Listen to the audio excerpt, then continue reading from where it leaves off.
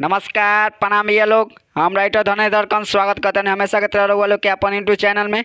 तो हाँ भी आज हम लेके आयल बानी प्रमोद प्रेमी जी के टेक पे जो उनकर गाना एगो मार्केट में बहुत बवाल मचले रहा भैया लोग। जे गाना के बोला ये छोटी तारा चोटी से चोट लागत। तो हाँ भैया लोग यही धुन पाज रहुआ लोग खातिर बहुत ही धमाकेदार होली के सॉन्ग लेके आयल बानी। हमरो डुएट सॉन्ग है भैया लोग ए पर लिखले बानी बी मतलब बॉय जी मतलब गर्ल रहुआ लोग समझ जाए हम लोग। तो हम भी एक बताओ कॉल चाहते हैं अगर वह सिंगर बने सिंगर बनल चाहते हैं तो हमारे चैनल से जुड़ जाई। कैसे कि सिंगर से रिलेटेड वीडियो लेके आते रहनी गाना कैसे लिखल जाला गाना में तुकबंदी कैसे मिलावल जाला डेली नया नया सॉन्ग रहुआ लोग खातिर लेके आते रहनी। तो हमारे चैनल के सब्सक्राइब कर लिया बेल आइकन कॉल कर घंटी के दबा दी। तो चलिए भैया लोग बिना स्किप किए वीडियो के स्टार्ट करल जाओ। तो चलिए लोग पहले रहुआ लोग एक नज़र पढ़ के बता दी बाद में डेमो गा दें भैया लोग। तो चलिए लोग स्टार्ट करल जाओ। तो लड़की के बोलबा भैया लोग नहीं ढारत तरह नहीं गारत तरह खाली भोरे से बाबू निहारत तरह। ये दोबारा ही भैया लोग फिर से लड़किए को बोलबा रही खारा कि बाबू हम लौट जाई। ये एक बार आई भैया लोग फिर से। तो लड़का के बोलबा भैया लोग ये छोटी कैसे हमार हाई कोर्ट में जाई। ये छोटी जब डालम तो गोट में जाई। ये दोबारा ही भैया लोग। तो चलिए लोग रहुआ लोग डेमो गा के सुना दे स्पष्ट हो जाए भैया लोग। तो चलिए लोग स्टार्ट करल जाओ। आ नहीं ढार तर नहीं गार तर आ खाली भोरे से बाबू निहार तर। अरे का कर तर आ नहीं ढार तर नहीं गार तर आ खाली भोरे से बाबू निहार तर। रोही खारा की बोल हम लौट जाए। ये छोटी कैसे हमर हाई कोर्ट में जाई। ये छोटी जब डाले मत गोट में जाई बुझले। तो हाँ भैया लोग ये रहा मुखरा कैसा लागला अच्छा लागला ना तो एगो वीडियो के लाइक करी लोग एगो प्यारा से कमेंट करी लोग। अगर हमारे चैनल पर आए बन तो हमारे चैनल के सब्सक्राइब करी।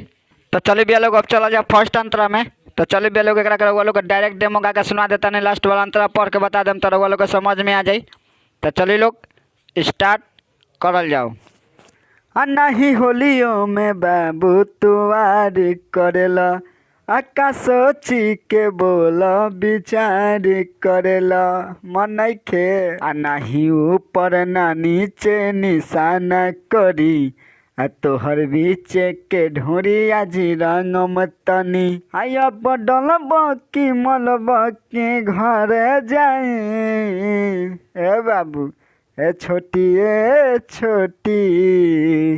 कैसे हमारे हाई कोर्ट में जाई। ये छोटी